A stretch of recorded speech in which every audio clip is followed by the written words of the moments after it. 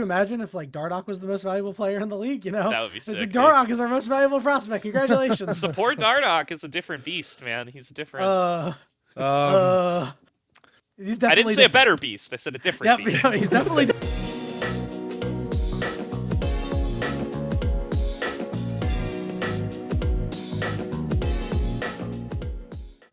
What's going on, everybody, and welcome to the Salt Mine. This is Season 3, Episode 5. I told everybody it was Season 3, Episode 5 last time. It was not. Now it's Season 3, Episode 5, so I know I'm not messing it up this time. I'm Gordo. I'm joined on this week by Slayer and special guest Yanni. Welcome to the broadcast, Yanni. Caster extraordinaire. I know you're on CLol. You've helped out with some Aegis stuff. You're working on running the Rift. You've murdered a solid chunk of this podcast's post list and in Pokemon form on your Nuzlocke run. So, congrats. If I forgot anything there, let me know. But welcome to the show, Yanni. Thanks so much for hopping on, man. Oh man, thank you for having me. And the one thing you forgot to mention about the Pokemon Nuzlocke, you forgot to mention how I brought Slayer the Kadabra in against a Hitmonlee 2 levels lower, used Psybeam, and it did not one-shot. Literally the worst. How? That Slayer, will you explain yourself, please? I don't know, man. It's, everyone's allowed off days, It happens. It happens. And it happens to the best of us. I can't let this go. Why was I Fortress, by the way? I don't... So, it's really weird. So I've got an entire list of people that I need to pull up. And a couple of people, when I...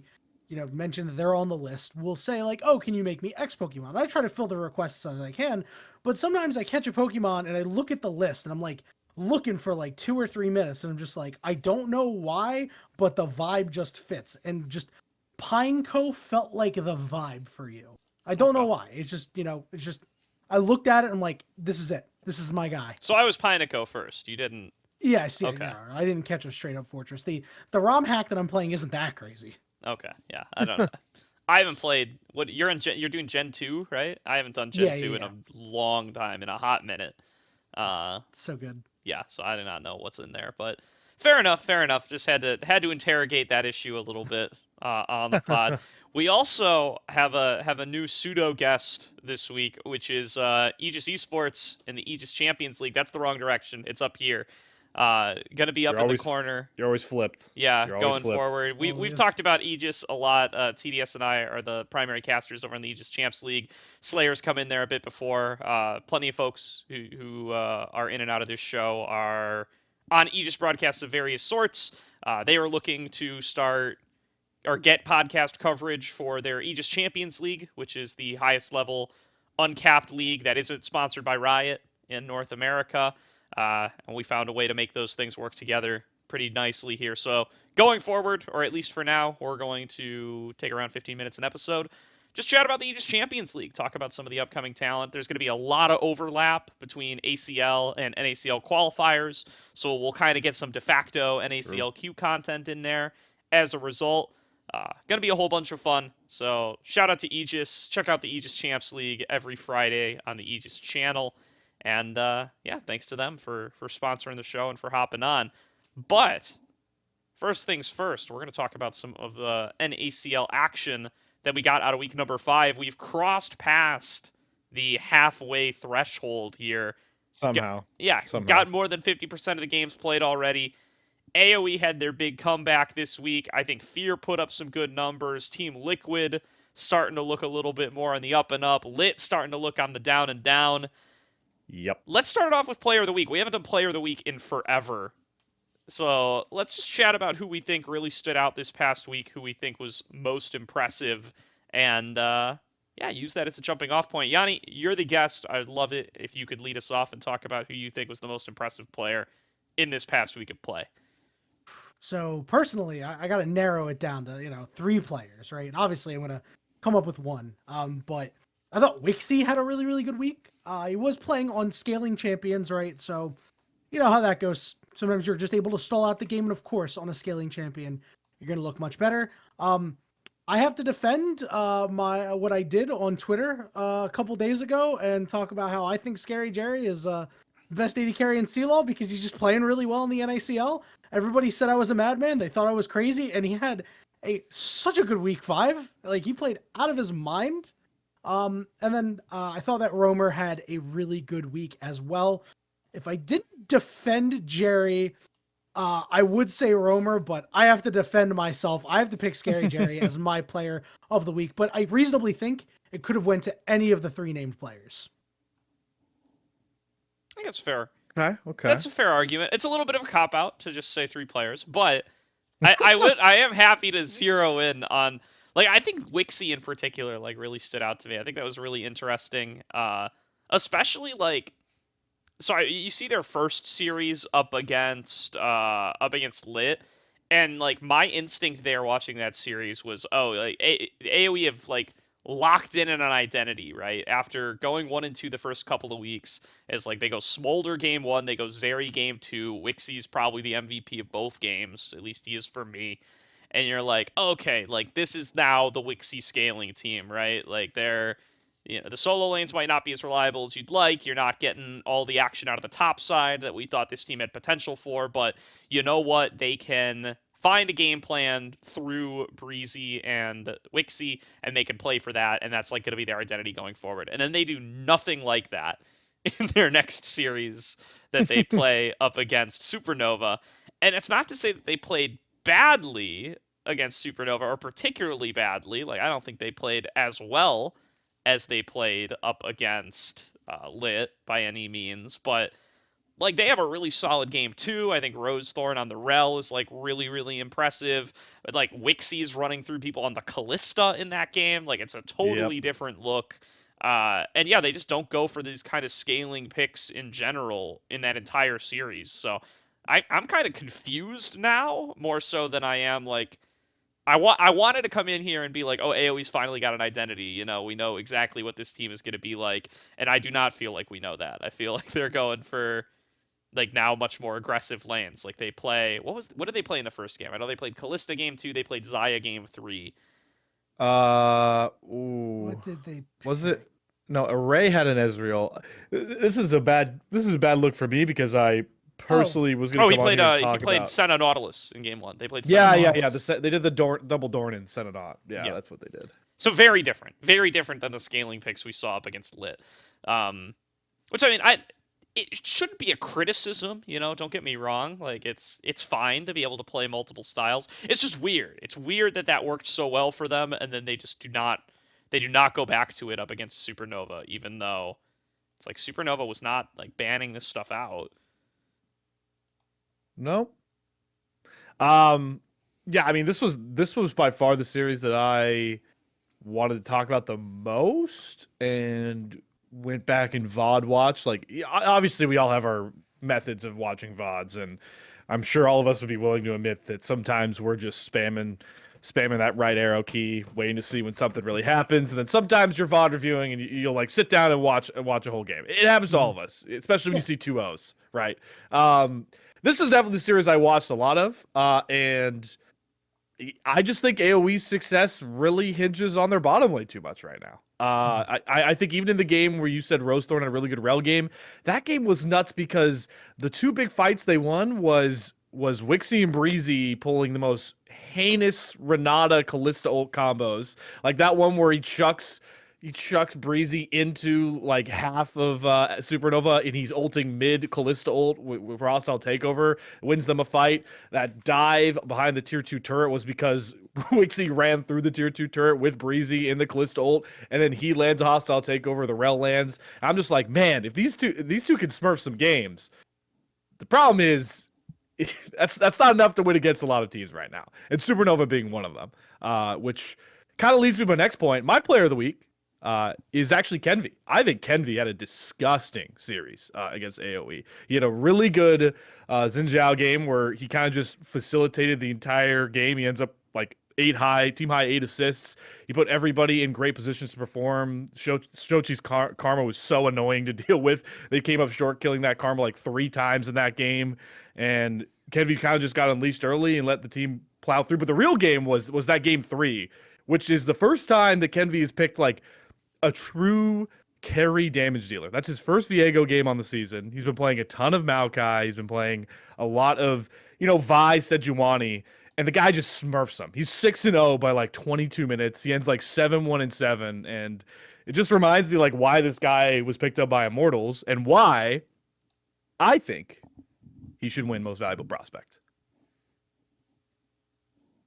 There you go. That's all. Call. That's my whole spiel out at once. That's a bold React call. how you like. Is that so? Yeah, I mean, I think it's almost a foregone conclusion. Not to get too deep into the Most Valuable Prospect conversation. He's probably not going to win it, but like yeah, I'm like I think it's going to be somebody from Maryville or probably. Fly. I am just hoping, and I think I can see the light through the clouds now. There were a couple weeks there where I was like hanging my head. I might have even said it on the show where I'm just like, if fucking Quad with 100 LCK games played wins Most Valuable Prospect, I'm gonna lose my mind.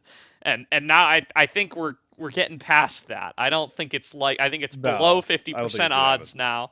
I don't think it's. I think it's there's enough good other candidates that I don't think it will go to Quad. And yeah, we'll see. I'm starting to hear more and more predictions that Maryville's gonna beat FlyQuest next week, and they're the 9-0 candidate. If that happens, I think that'll really push it over. Yeah, that's weird. Oh, real quick before we move away from that, can Kenvi be Most Valuable Prospect? There's no rules about who can be Most Valuable Prospect. Okay. I thought there was. I swore that there was. No, dude. Okay, good. Yeah. I was like, I know he wouldn't just say that if he didn't check, but it does feel kind of weird to give weird. It to I mean, listen, in fairness to him, he barely got to play on that team, man. Like he may have started every game, but he barely got to play. That team was not very good. Yeah, Dokla won it despite having had splits in the LCS. Mir won it despite having a pretty lengthy pro career, including playing at Worlds. Never forget. Right, yeah, right. So there's no rules. There's no rules. Anybody can win it. Like forgot about those players for this short 5-minute time frame where I'm like, wait a minute. Yeah. So I mean, yeah, anybody's a candidate, which I think is fair. Like because it is. They have all these silly metrics around it about like who's going to bring the most value to an LCS team in 2 years' time if you promoted them right now. Like they have, but like the real answer is it's like who was the most valuable player, and they don't give out an explicit most valuable player award for NACL. So I'm kind of okay with it. I would be much more okay with it if it's just like most valuable prospect is just a silly play on words and it's really just MVP of the league. I'm leaning on it being the actual prospect part, which is fair. Kenvi. Which is fair, yeah. And I get that. Yeah, like as far as who's going to bring the most value to an LCS team, I do think it de facto ends up just being like who is the most valuable player to their team. It does. Could you imagine if like Dardoch was the most valuable player in the league? That would be sick. It's like Dardoch is our most valuable prospect. Congratulations. Support Dardoch is a different beast, man. He's a different. He's definitely I didn't say a better beast. I said a different beast. He's definitely different. not a superior one. A different Everybody's one. so creative. Yeah. He's got different ideas about what doing well looks like. For my actual player of the week, I don't know if this is the proper week to do it, but I just want to talk about Zyko. Like, I think that's a great pick. Zyko is so freaking nuts. Like, I think his it's Renata been a great game pick for the entire season. Yeah, he's been nuts the whole season. That's why I'm saying, like, I don't think this is his best week, but this is the first week we're doing this, and so I've got to talk about Zyko with the opportunity I'm given. His Renata game in Game 1 up against Maryville, I think he is Maryville. In Game 1 up against Wildcard is absolutely nuts. I think he's the MVP in that game. I think Game 2 is like a little bit more of the Spyrex's ear show, but I think he's very solid in that one as well. And I just think like this guy's leveled up so much this split. Like I think he's like an outside most valuable prospect contender. I think it's more likely that they're like Yuji's been on the top 3 looking in for like a bunch of years, so I think he would be like my odds-on favorite to win it. But I mean, like, as far as like the big difference between this team this year and last year, I think is like Zyko really leveling up. Like, I think that's the biggest difference, bigger than the change in jungle, bigger than the change in mid. And I know I brought this up last week, but same situation. Like this, we've seen Spyrax and UG before, and they have not dominated the league this hard. And I think a lot of the credit for this team looking better than like Fly Challengers last year, which I'm becoming more and more convinced like this team right now, this Maryville team right now is better than Fly Challengers was last year. And pound for pound, they should have worse players. But I think like Zyko is the big difference. Like I think Zyko is like, like I'm not going to say Scary Jerry's better than Masu. I like Niles. I think he's playing very well, but I'm not going to say he's better than Faisal. Nope. I think the difference is Zyko. I think Zyko is like really helping this team level up, and their bot lane dominance is just something that I think the Fly Challenger teams of the past were never able to bring to the table. I actually want to counterpoint the Niles point, and now You think he's better than Faisal it's gonna right sound now? weird. Oh, I don't think I'm not quite sure. I'm not willing to say like, oh yes, individually, he's better than Faisal, but he is better. I think he was better for his team than Faisal was, because you saw Maryville for a very short time without Niles, because he is now a graduate student, whatever. Without him, they were lost. Like even him as a coach, like this team was dropping games to CLol teams that are considerably worse than NACL teams, and then he gets back on the team, and the team just does not miss a beat. He is very integral to what they are doing, and if he was not there, and you replaced him with a top laner of maybe comparable skill, I don't actually think that they are as good. I think it's just more so what he brings for them in game more than just like hands.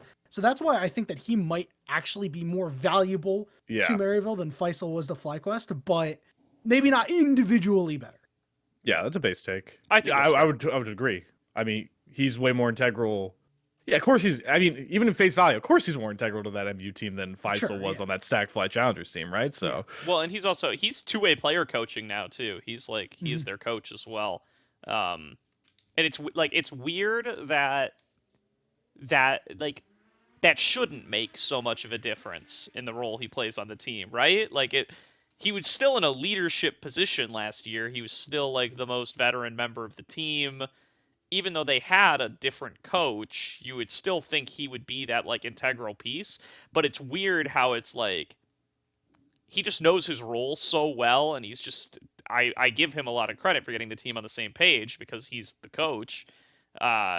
It's just interesting how it feels like he encompasses that so much more. Maybe it's just because the team's better, right? Like the bot lane's performing better, mid lane's performing better, even jungle's performing better. That's no hate on Odd Orange. I think he's actually quite good last season, but I mean, it's Yuji. Come on. Yeah. So yeah. Maybe it's just the better team around him is letting him shine better. But an upgrade personally. I'm just so glad we never saw top lane Spyrex in the ACL, man. Just so glad. Man, those were dark times. Yeah. Another player I would like to highlight from the past week, though, is Chad. I think Chad had a real fun week. Like, I think, struggled too much in his final 2 games to drop the series to TL to, like, say he's player of the week. But he got to bust out the Rengar. He had a sick game there. Perry did flip the whole game at level 1.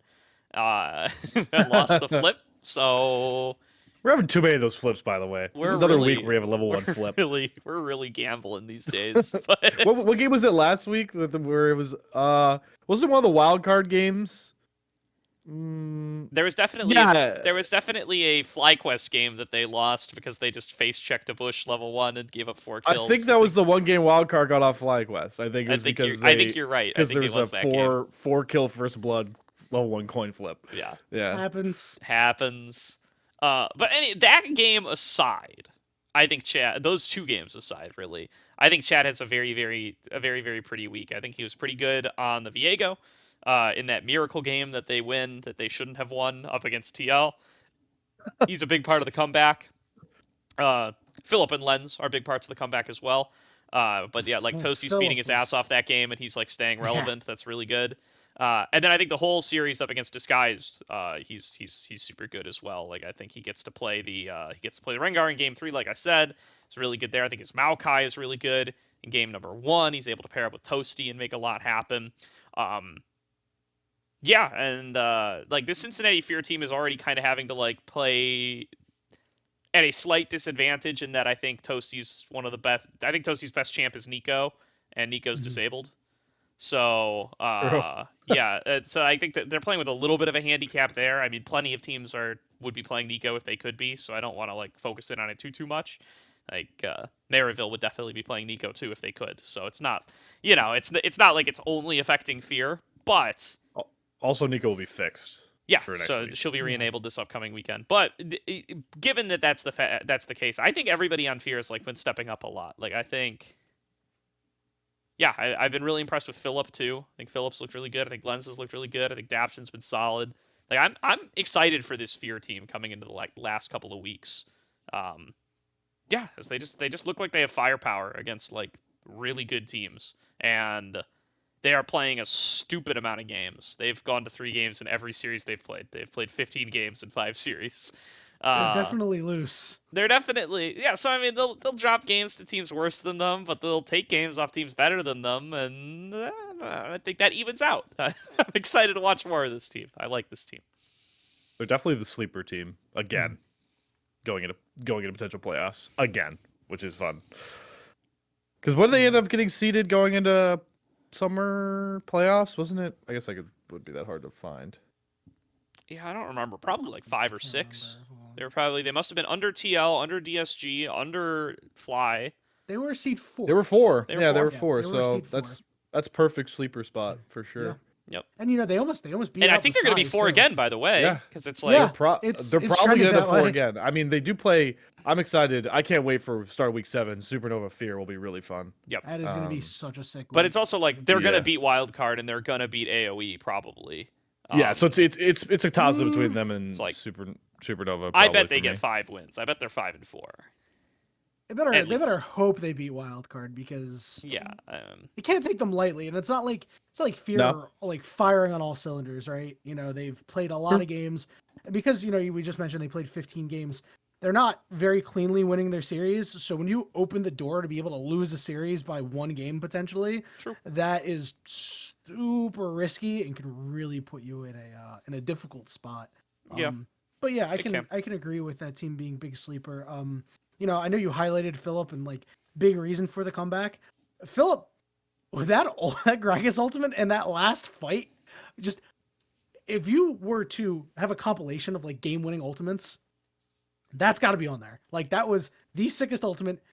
The sole reason why they won that fight, in my opinion, he looked like Woody Fruity out there. If anybody knows Woody Fruity, the Gragas player, like the dude just absolutely styled in that fight.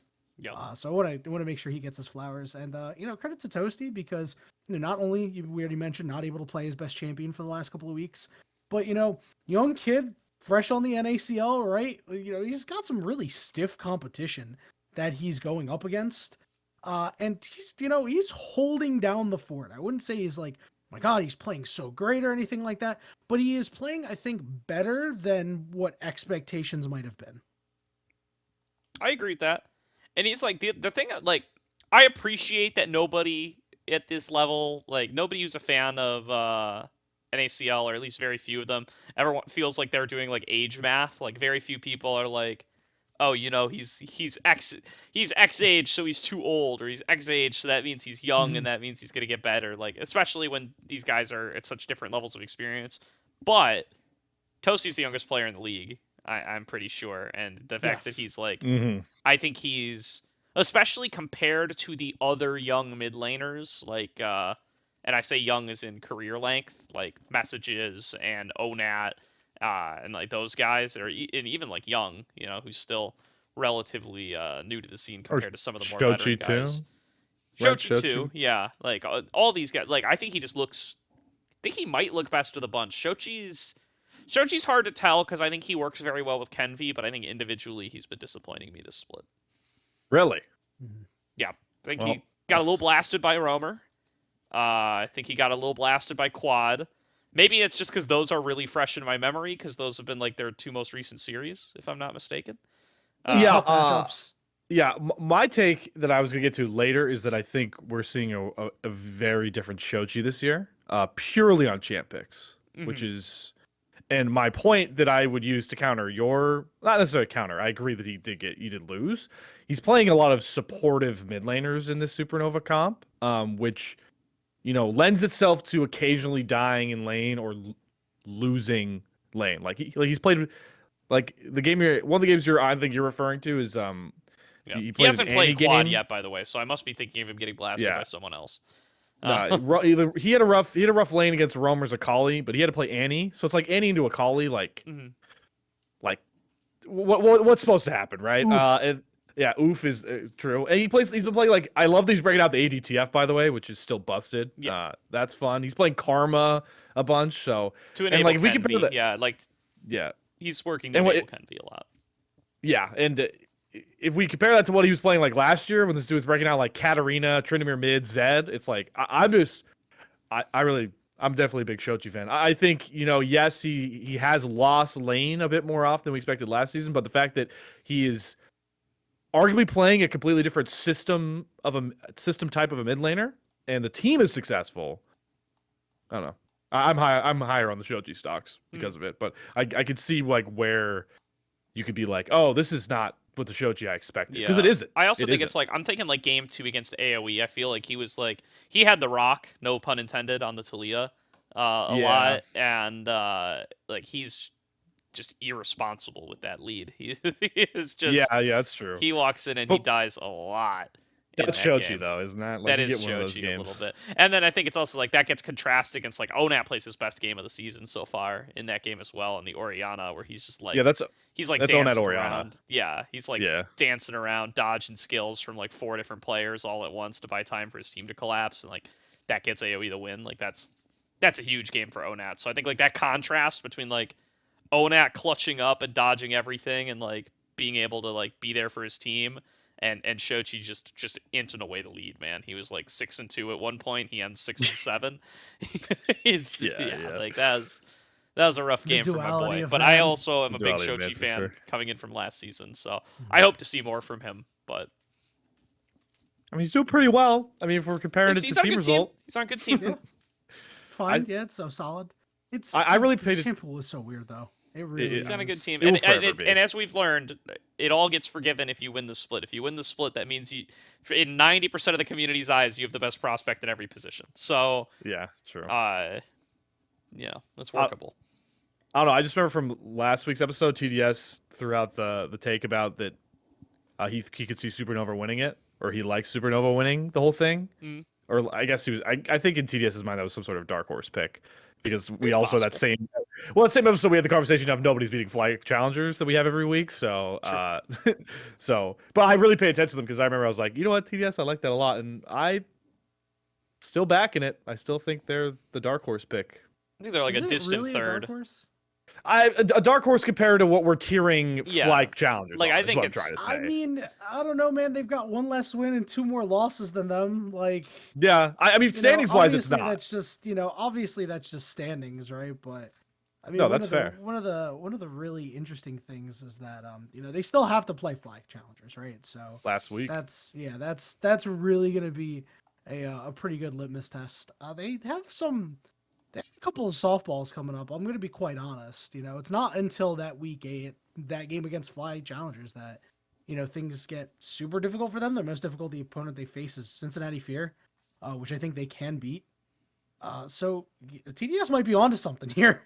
Yep. Yeah, I mean, standard TDS, cooking for sure. Common TDSW. Yeah. And they're also one of the 2 teams to take a game off of Maryville, who has only lost 2 whole games. So, yeah, I don't know. I'm really back in Supernova. I know it came off at the beginning of the year like I was gonna be the wild card guy all year, and when they were like top of the first, it was like, oh, this is your team, Slayer. And then I came over here like, guys, I just put them 5th, and everyone else put them like bottom, and that's why I wouldn't shut up. I was like, look, it's not 10th place wild card salty run back committee or community, whatever the hell. Yeah. So here's where we have a tough conversation about Wildcard. Yeah, in that I'm not sure they got any more wins left in the tank. They've still got to play Supernova. They've still got to play Fear, and they've got to play AoE. That's gonna be a slugfest. It is. It's gonna be that middle one. Yeah. So we're in fascinating territory right now. I fucking hate the single round robin format. It's so goofy. It's weird. It's weird. It's so weird, and it's like because it's like My least favorite time of the LCS every year or any of the major leagues is when you're like still in the first round robin and you're on like your post week 2 and people are like trying to make big analytical statements while completely disregarding strength of schedule. Like that's the most frustrating shit in the world. Yeah. It's so And hard. we're perma that in NACL. Yeah. It's always Oh, that. yeah. It's never not that. Because it's single round robin. Strength of schedule is so hard, like especially at the beginning. It's like, oh, week 2, we'll take a look at your schedule. It's like, yeah, bro, like the best team is like 2-0, man. Like, slow the roll, pump the brakes. Yeah. You haven't quite gotten there yet, But yeah. at this point, at least it gets a little bit easier. It means that there's so much more analytical that you could at least dive into. Yeah. Even though, obviously, Well, that's why yeah, it's still like single it's one of round my robin. things. Like Team Liquid Challengers has not yet played Lit or Mirage. Yep. So.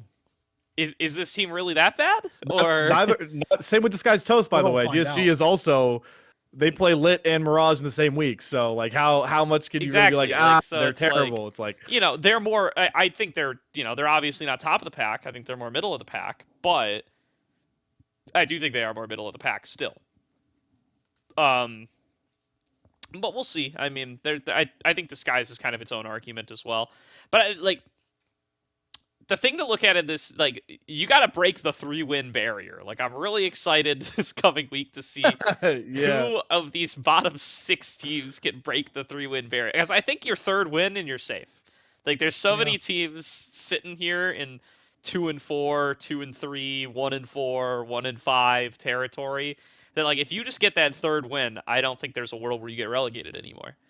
Because I think there is going to be, like, a 3-way tie at like 2-7, and it's going to come down to game record. good old game score. And that is going to get spicy. That is going to get controversial, and that's what's going to inspire this format to change. So when there's a 3-way tie at 2-7, and somebody gets relegated because they had one less regular season game win against some random team. And then loses their spot. And then loses their they go spot. into the tournament and they lose their spot. Because promotion's gonna be crazy this time around too. Yeah. Yeah, it should be pretty crazy. Real quick, I don't know if you saw me just a moment ago, just smiling and covering my eyes. I dug up my my tier list for the NACL that was posted back on January 16th. Oh yeah. Y'all want to hear what I put there? Sure. All right. Sure. So I went from D tier to S tier. So D tier, we started off strong with Maryville. Okay. Right. Yep. Yeah, that's rough. This is a different. This is a different Maryville roster, though, right? It was. Yeah. Yeah. It was. So you can cut yourself some slack there. I only would have moved them up to C tier. I'm not gonna front or anything. Yep. Put Mirage Alliance and Lit in C tier. That's not too bad. Yeah. That's okay. Like Mirage Alliance, obviously not C tier, but it could be worse. B tier was AOE, Fear, and Wildcard. Mm-hmm. As you notice, there's a team name that I haven't mentioned yet. A tier is Team Liquid, FlyQuest, and Supernova. Okay. So we got one team remaining that I put in S tier, and that team's not doing so hot. No. That team was disguised as a good team.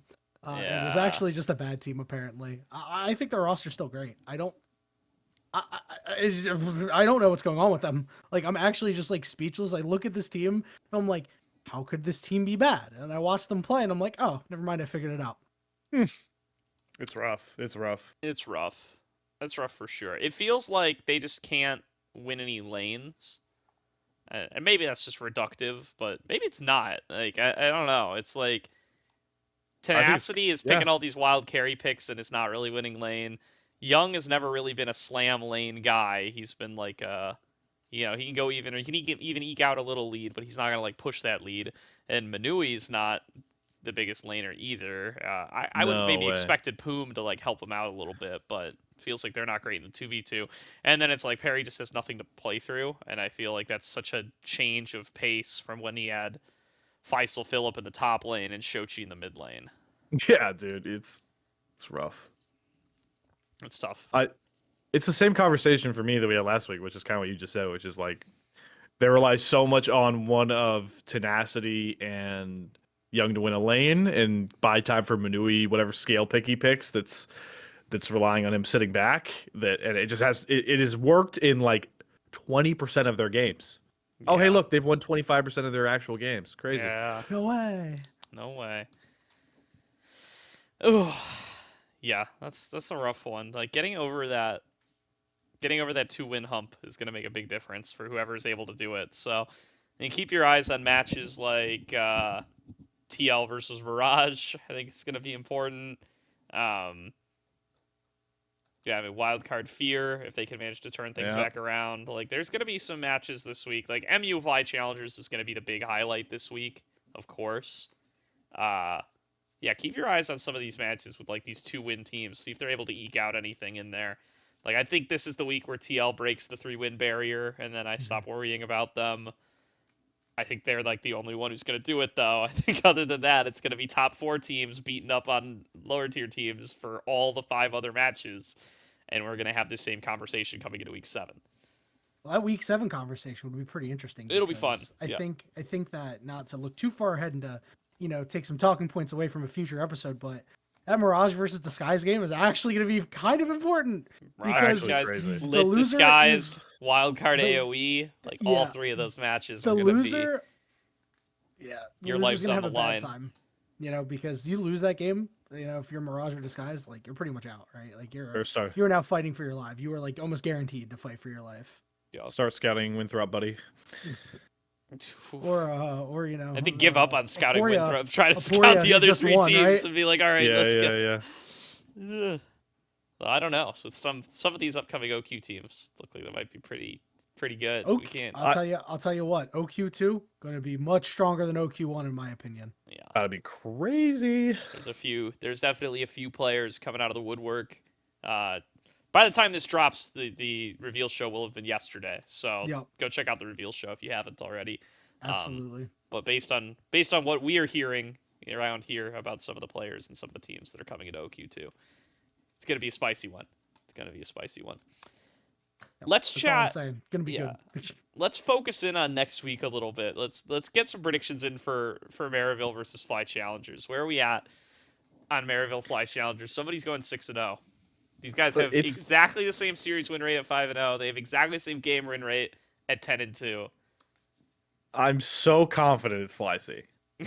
Really? I'm so confident. I'm not buying in. I'm not drinking the Kool-Aid, man.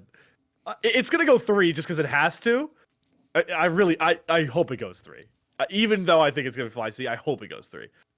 I just don't see this roster losing to anybody right now. I don't.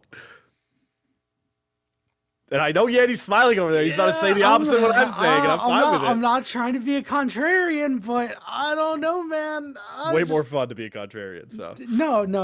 It's not, because you get roasted on Twitter when you do that, and that was a rough day. I'm not gonna lie. Oh yeah, that's true. That's true. But I mean, I'm not a guy that's like, oh yeah, I'm gonna go rah with a pick that I've had prior. But I mean, honestly, the team Maryville has always been pretty good. They're just playing at a different level right now.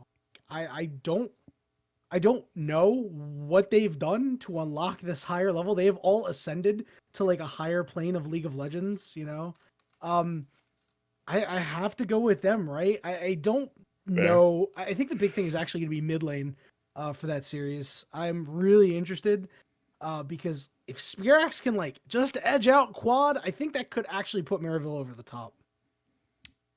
Yeah, I mean, I think it does come down to the matchups, right? Is what's going to be really interesting. Like, I think I favor Quad over Spirax.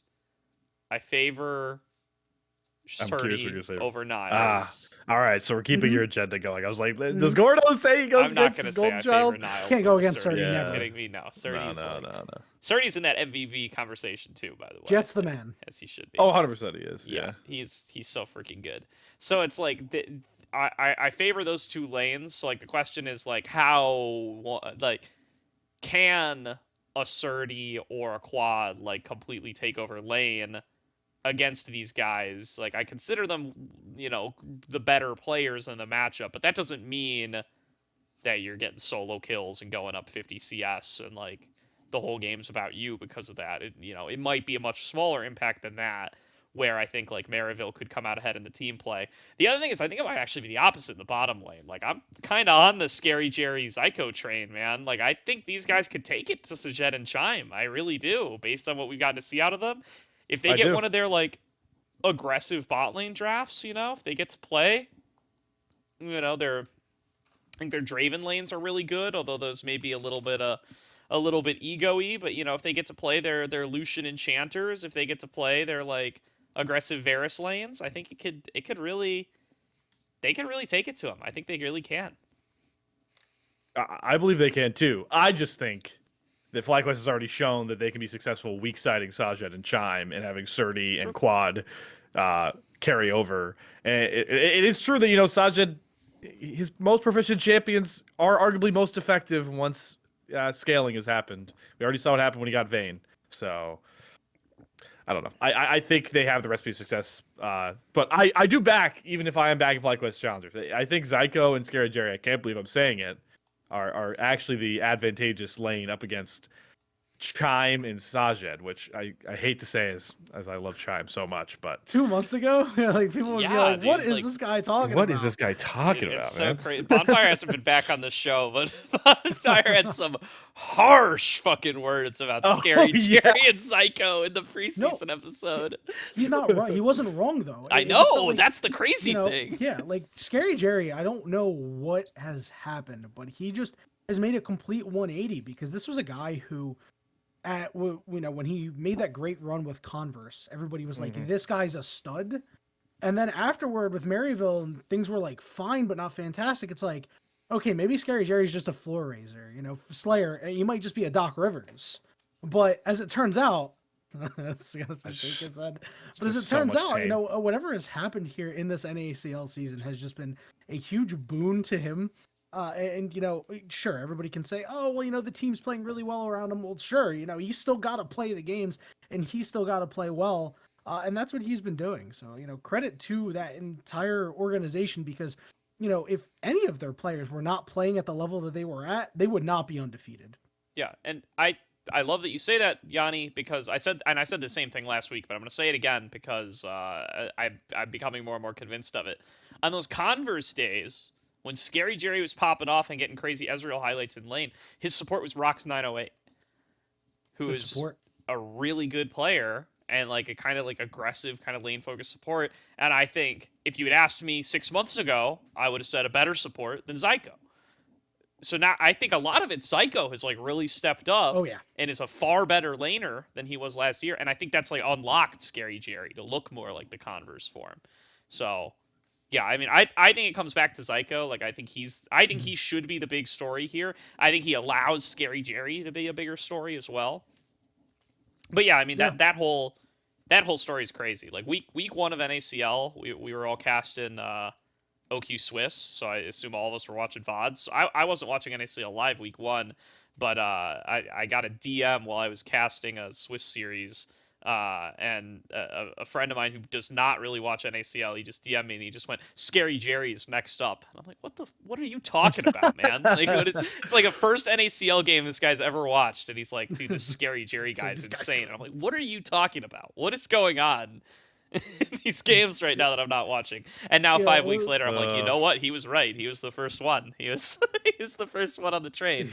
But he's totally right. Scary Jerry might be like top 80 carry in NACL. He might have won the wide open best 80 carry in NACL competition. Which is so crazy. Like he was the one player I wasn't counting. Like I was like, there's 9 guys that can win it, and then there's Scary Jerry, and here's Scary Jerry.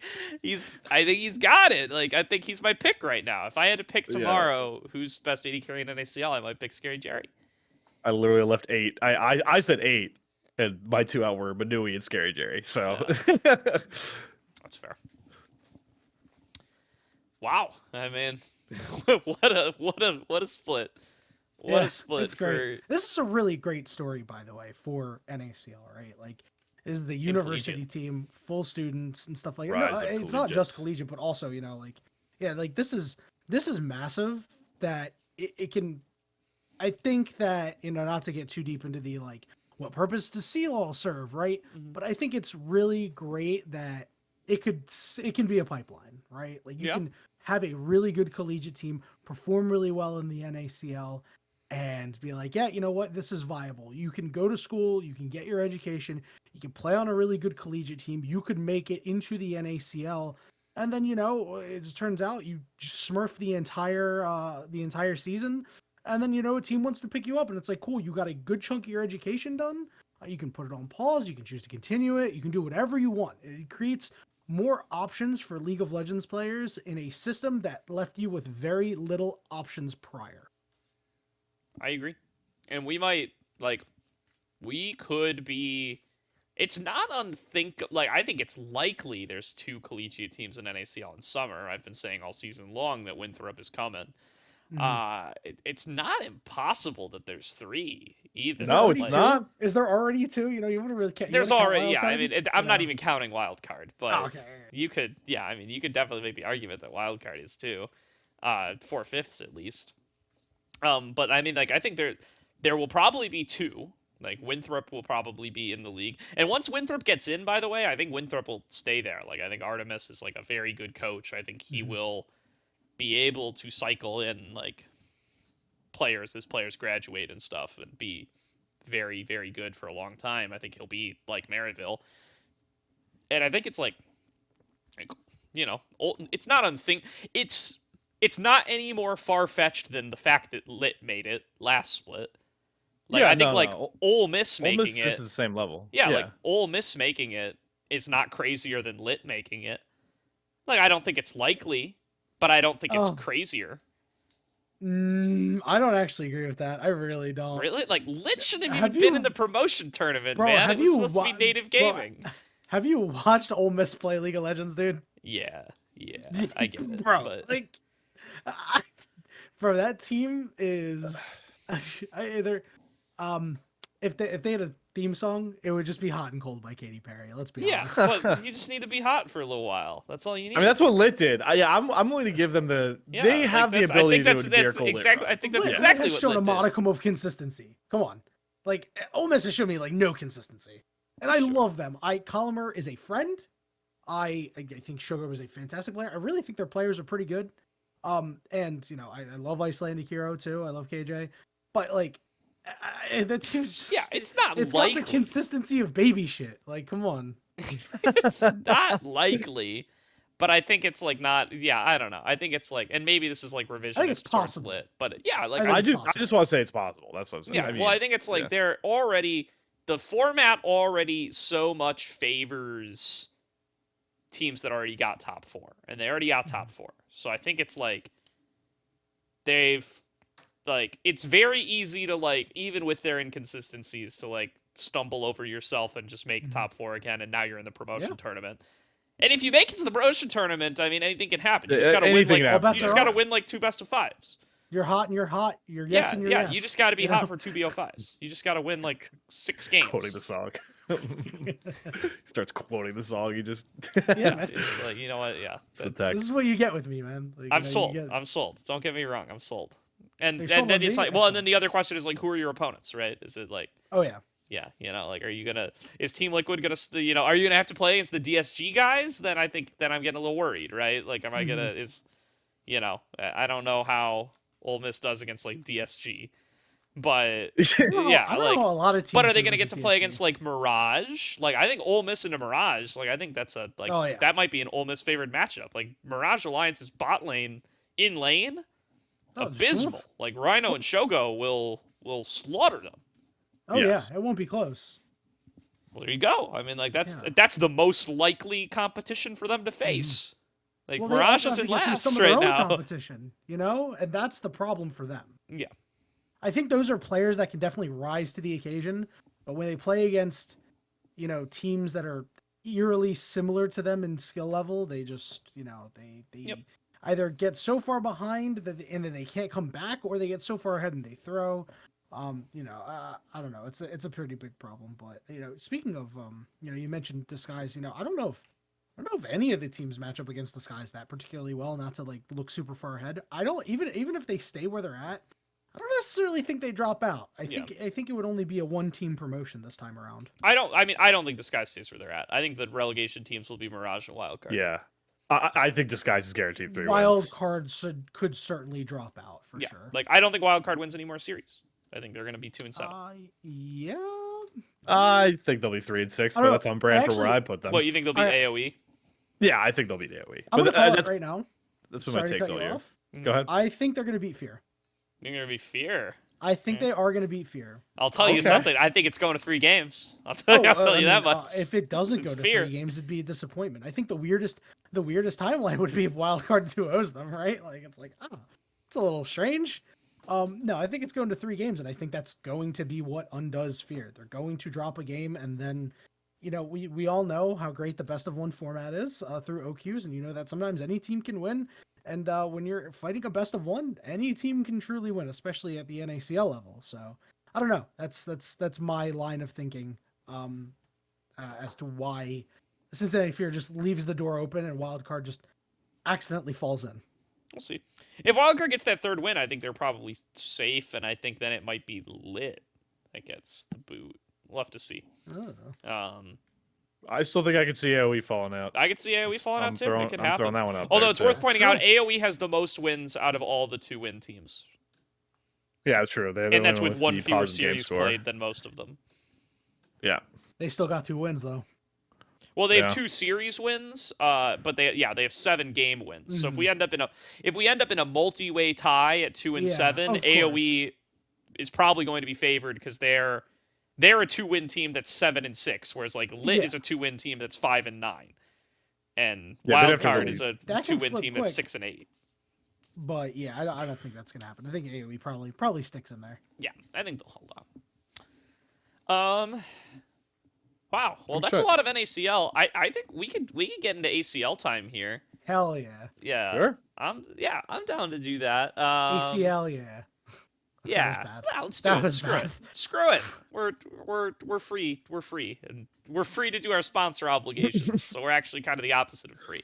Yeah, we're actually We're actually required. obligated for the first time in the history of the show. We're actually obligated to do something. So it's kind of the opposite, but that's okay. We're rocking and rolling.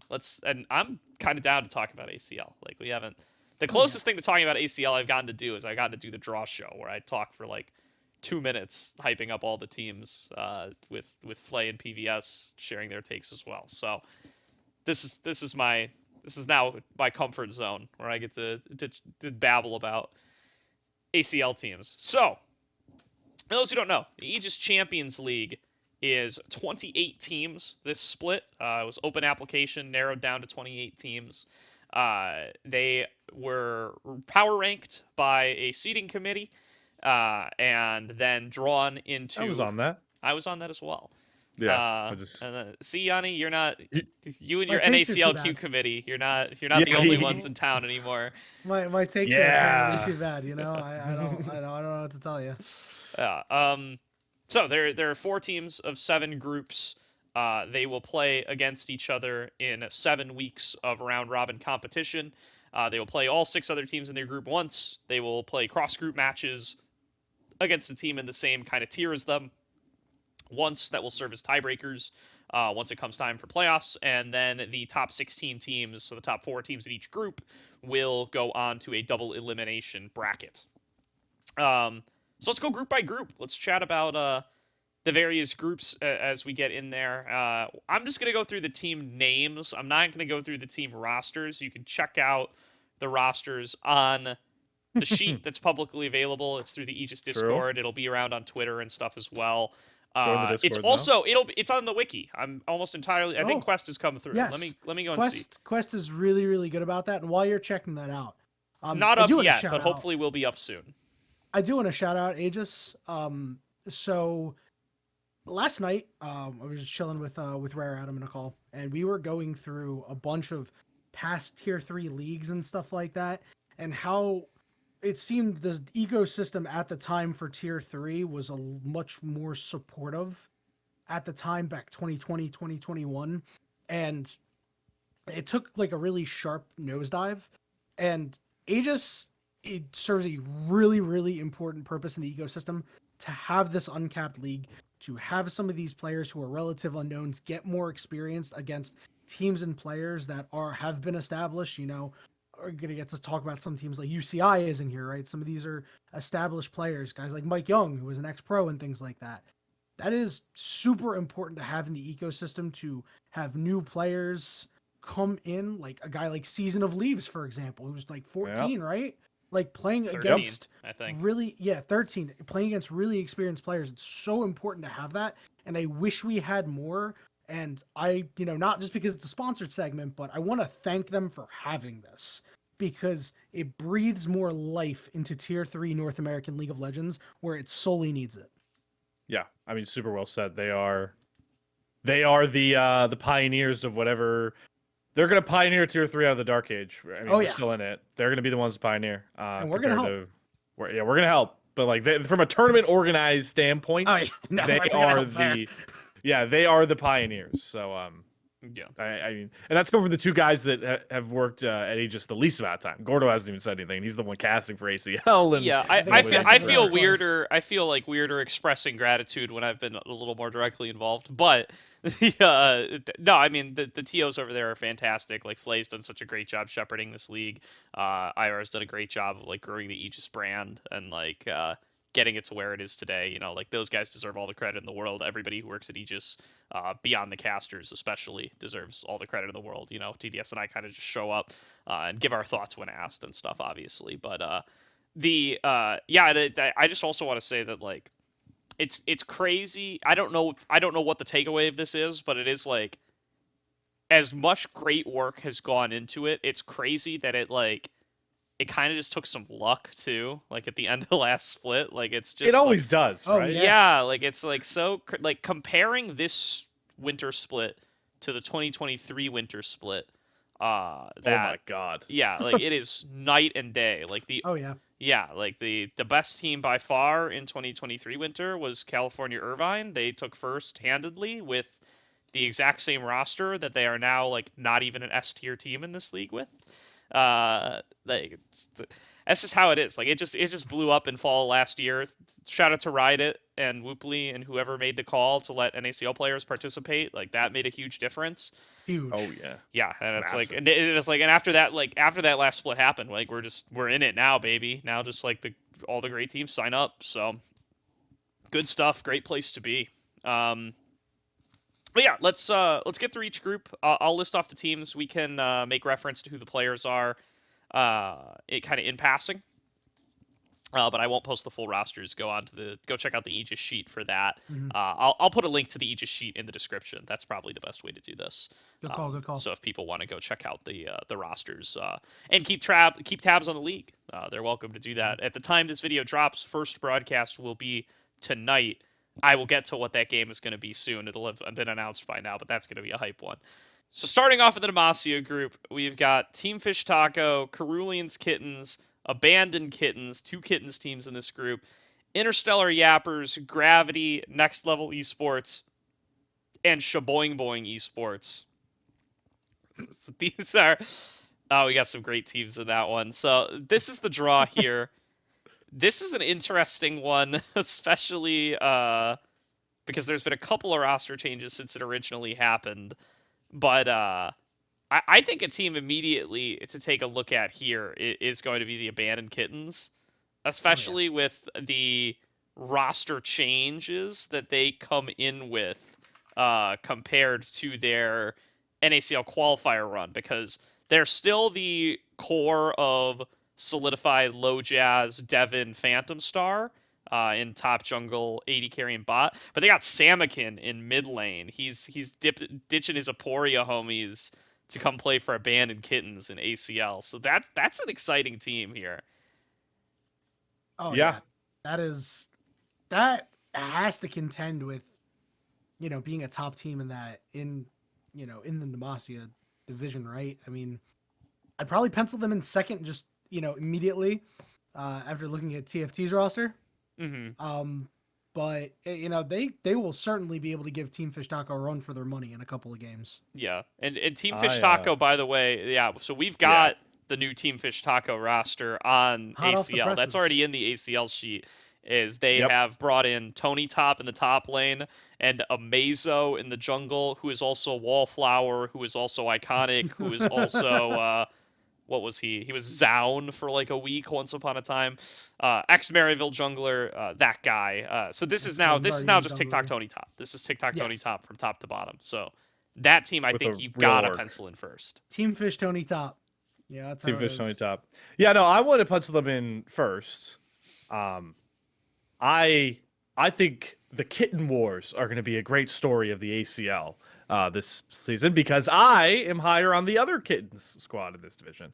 I like Cerulean's Kittens more, which would be. Do you want me to say the roster? You can say it, Or yeah. you?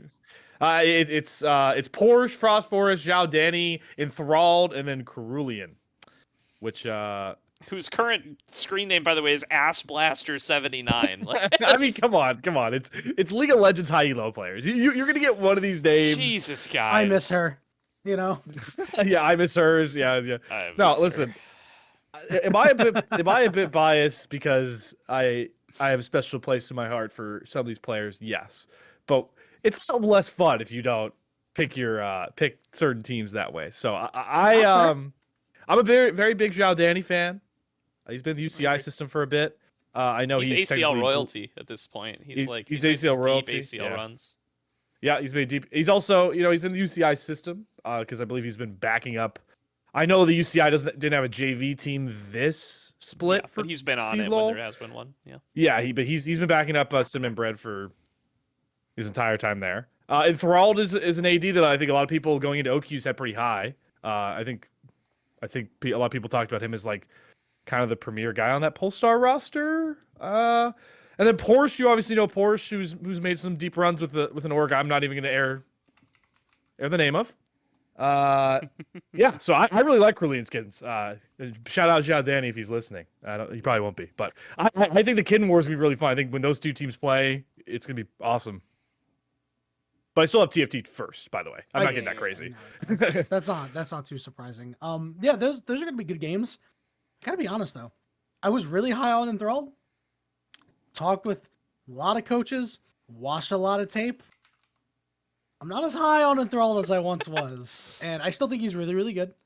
Enthralled's a homie. Pretty sure Enthralled and I share the same birth date, not like year, but birthday. So shout out. But I don't know, man. I don't know if he's gonna if their bot lane can win in the Kitten War. That's how they're gonna be able to win their match. I don't necessarily think it's gonna be through their top side, which is very strong because they're going up against a top side that is, not equal in strength, but up there in strength. I also I've been informed because Zhao Danny DM'd me the schedule and he circled a week. I believe the cross group play game for Cerulean's Kittens is in fact UCI, which I think is very fun. That's hype. That's cool. Yeah. Also, Gordo, I'm petitioning you to make sure the broadcast. When do they play? Whenever the Kid War happens, it should be the broadcast. That's like an easy, funny storyline. It is. I do wonder how much we'll try to broadcast the cross-group games just because they are kind of more exhibition-y and they don't have a lot of impact on the standings. But we'll see. I mean, you never know when a week might be boring or a week might be exciting. It depends on what teams end up showing up to and what the other matches that week look like. The only other team in this group I'd want to kind of call attention to, just as like a looking at fourth place kind of team, is Next Level Esports. This team's got Saknam, Wenwin, Kongji on it. Saknam. As names folks will recognize. It's kind of the only other team in this group that even really has names that I recognize. Minnesota had a pretty good OQ, I'm pretty sure. Oh, did he? Yeah, that it's not. It's a player I have not gotten to be graced with yet, but I believe that. Funny question, Gordo. How many lanes have you seen Saknam play in Tier 3? He's not normally a top laner, or am I switching somebody? You're not wrong on that. Saknam has played a few different positions. He's played jungle.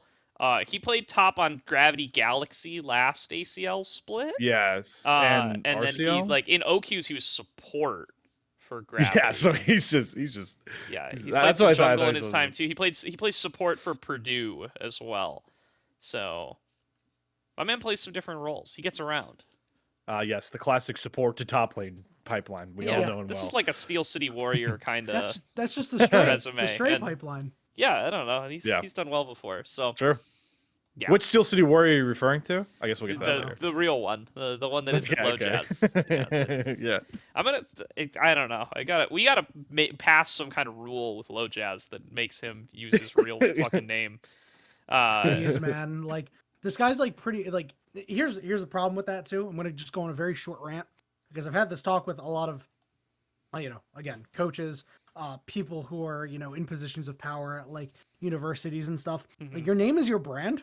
And like us as casters know that very well. Just play by your name, dude. Like, or have it listed down somewhere so people know who you are. Like, oh, who's Steel City Warrior? Oh, that's Low Jazz. People go like, oh, I know Low Jazz. Low Jazz is pretty good. He played it pretty good in OQs.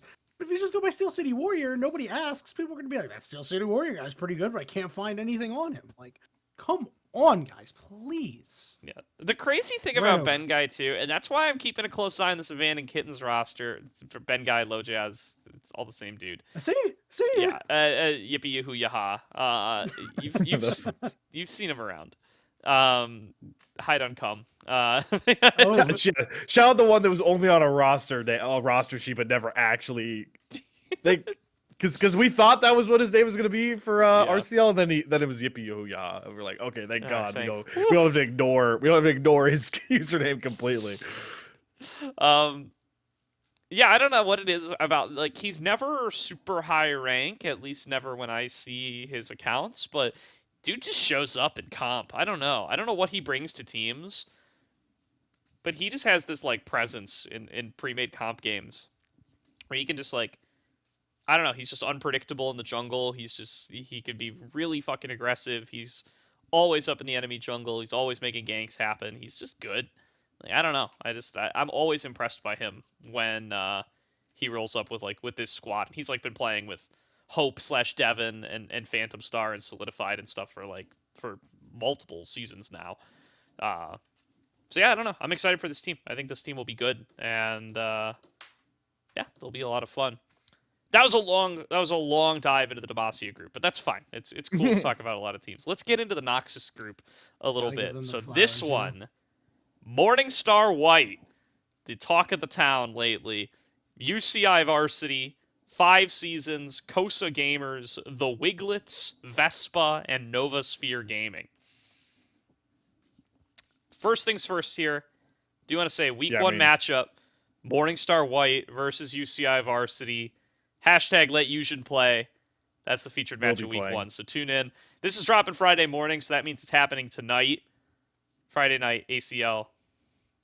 Twitch.tv/Aegis Esports GG. Check that one out. And yeah, catch Morningstar White, UCI Varsity. I mean, Morningstar White's got to be the team to talk about here, right? Freshly DQ'd off the OQs. They are running their full 5-man roster. We are hashtag letting Usion play. I don't know if he's currently rank 1, but he's been in and out of rank 1 for the last couple of weeks. This dude's a monster in the top lane. Him versus Barrick is going to be a crazy one to watch. And this is going to be like, I'm so excited for this group. This group's going to be so much fun. Is it going to be that crazy of one to watch? Because I feel like Yushin is just going to roll him over. Like that guy is legitimately so good. I had, people have been saying like, this guy is like, Tony top 5 years ago level of good, which was pretty insane at the time. And obviously there's tangents that we probably don't want to go on. But really wish this guy was given an opportunity to play in at least NACL maybe, because they have their a team could actually reasonably pick him up and just decide like, yeah, sure, because he, you get one import, right? So yes, you do. There's some complexity in like you'd also have to pay him enough to give him a working visa, because you can't make him a full-time employee on his student visa. So there's like a little legal complexity there. You would need you would need a Fly Challengers or a TL Challengers to bite the bullet. That's what you'd really want. Yeah, and you know what? They could reasonably, right? I think this guy is that good. And I actually think that means that ACL is like really important for him. Like if he goes and he wastes everybody and this team finishes first, wins the entire thing, like that will give, make teams be like, well, this guy did do really good. Obviously, they had the disqualification thing happen, but he is pretty much running over all of tier 3. It's like, let's bring him in. Let's scrim with him or something like that, and then go from there. So I hope this dude gets a shot. I really hope that he shows that he is the real deal and then somehow, some way gets a chance if he wants it. I think that's Yeah, I'm with it. I mean, on the flip side of the week 1 matchup, just to talk about UCI varsity. Oh yeah. Shout out my little brother who attends UCI. Oh yeah. I think I remember you go. mentioned that once. That's partly why I've become so enamoredly tapped in with UCI is because I'm so sorry. You're an anteater by he did. blood. Well, yeah, I technically am. I literally have a UCI brother T-shirt, like in my. I bought one of those silly ones because I'm that older brother. But you know, we could play the fun game with UCI of they're arguably one of the most disappointing rosters from this point towards where we are now. Still think they should finish second. Pretty confidently think they should finish second. As much fun as the 5 Seasons team is going to be and the Prodigy. Are any of you really not putting UCI second in Noxus? No, I guess I'll open the floor to that. No, I'm putting UCI second, and I think like the thing about UCI, especially if you are like an NACL only listener or one of those rare like LCS only listeners who just tunes in to get like updates on NACL, and you have like no idea what's going on down here. You may peek at this roster and be like, oh, it's Mike Young, and like maybe you recognize Gorica from his academy days. But like Mike Young's like the name that sticks out here. I think the player to watch on this team though is Light Pulse. Like I think, facts. Yeah, like I think Light Pulse is so freaking good. I think Standard base Gordo. I don't want to speak for him because I don't know that he's like, if he got an NACL offer tomorrow, I don't know if he'd take it or not. Maybe he would, but I believe like. I don't know why I think this. I don't know if he said it explicitly or if it's just been my impression, but I feel like he's not interested in pro. Like he kind of wants to finish his degree and you know go and have a regular life. Which more power to him, if that's what he wants. And if that is, and again, I don't know that for a fact, so don't nobody go never hitting up Light Pulse because you heard a rando Gordo say it on a podcast once. But he's like really freaking thoughtful about the game. He was our go-to interview guy. Most of the rest of UCI didn't want to talk to us back when they won ACL in 2023 winter.